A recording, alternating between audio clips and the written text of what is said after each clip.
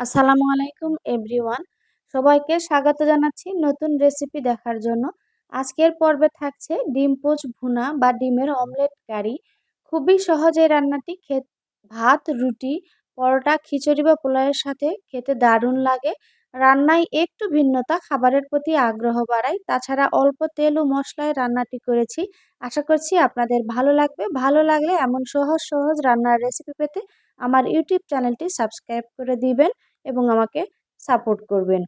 তো প্রথমে আমি ফ্রাই প্যান নিয়েছি। ফ্রাই প্যানে ডিম পোচ করে নিব। একটু তেল দিয়েছি। আমি এখানে 4টা ডিম পোচ করে নিব। ডিমের সাথে শুধু সামান্য একটু লবণ দিয়ে দিলাম, আর কোনো মশলা দিইনি।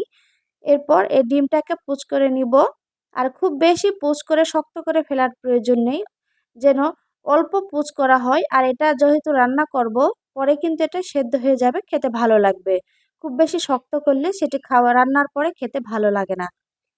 পরের একটা ডিমটা আমি এখানে দিয়ে দিলাম, সাথে একটু লবণ দিয়ে এটাকে আমি পোচ করে নিচ্ছি। এভাবে আমি 4টা ডিমই পোচ করে নিব। এরপর এখানে হাফ কাপের মতো দিয়েছি সয়াবিন তেল।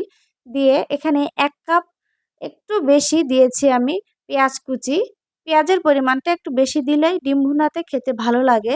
তো পেঁয়াজটাকে ঠিক এরকম বাদামি কালার করে ভেজে নিতে হবে। তারপরে দিয়ে দিলাম স্বাদমতো কাঁচামরিচ। কাঁচামরিচ কুচির সাথে আমি দিয়ে দিচ্ছি আদা রসুন বাটা 1 চামচ করে দিয়েছি আমি। দিয়ে এটাকে খুব ভালো করে ভেজে নিব যতক্ষণ না কাঁচামরিচ এবং আদা রসুনের কাঁচা গন্ধ চলে যায়। এটা খুব ভালো করে ভেজে নেওয়ার পর এর সাথে দিয়ে দিচ্ছি স্বাদমতো লবণ। তার সাথে দিয়ে দিচ্ছি ধনিয়া গুঁড়া। এরপর আমি এর সাথে দিয়ে দিচ্ছি সামান্য হলুদের গুঁড়া, দিয়ে দিচ্ছি মরিচের গুঁড়া। দিয়ে এবার মশলাটাকে খুব ভালো করে কষিয়ে নিতে হবে। আমি অল্প তেল ও অল্প মশলাই ব্যবহার করি। আমার কাছে মনে হয় অল্প তেল মশলার রান্নাও খেতে ভালো লাগে। মিডিয়াম সাইজের 2টা টমেটো এখানে টুকরো করে দিয়ে দিয়েছি। এরপর মশলার সাথে টমেটোটাকে খুব ভালো করে একটু নেড়েচেড়ে কষিয়ে নিয়ে এবার একটু পানি দিয়ে দিলাম। পানি দিয়ে এটাকে খুব ভালো করে কষিয়ে নিতে হবে। যত ভালো করে মশলা কষাবেন আপনার রান্না তত মজা আসবে। এরপর ঢাকনা দিয়ে দিচ্ছি কিছুক্ষণের জন্য।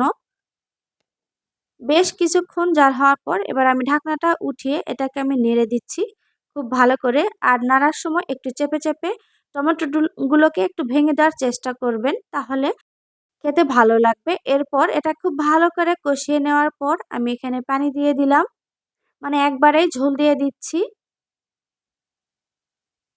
খুব বেশি পানি দেয়নি, পরিমাণ মতো পানি দিয়ে এবার ঢাকনা দিয়ে দিলাম। এটা খুব ভালো করে জাল হয়ে বলক আসার জন্য। তো এই আমার তরকারিটা খুব ভালোভাবে যখন বলক এসে যাবে এ পর্যায়ে আমি উম ভেজে রাখা ডিমগুলো এর সাথে দিয়ে দিচ্ছি।